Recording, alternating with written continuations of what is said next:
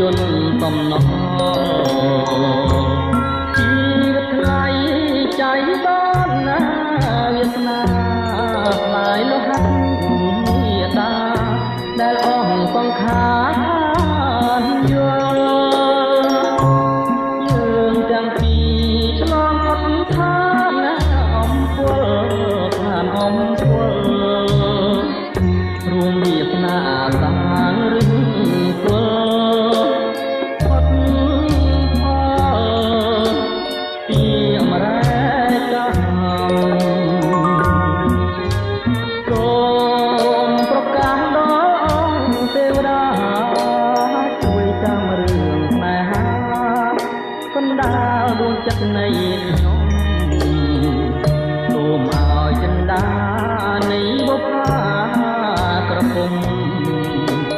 អរគ្រួព្រោះមនោរមព្រមជាគូវាសនាអោកណ្ដាលផ្លាយជីវិតណាចុងក្រោយអូនកុំបន់ដោយឲ្យមានចិត្តប្រែកជួយអាណិតដល់ជីវិតណាកុំព្រាកុំព្រាជួយបងខកណាពុំងាររួមរស់ជាគ្នាលោកគ្រាអង្គវតា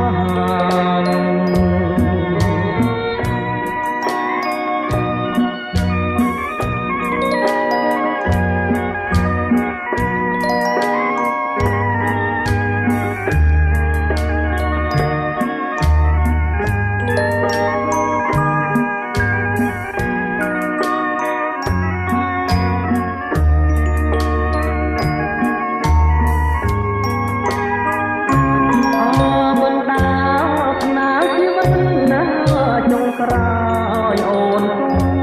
បន់ដោយឲ្យមានចិត្តប្រែកជួយអាណិតដល់ជីវិតណាកុំព្រា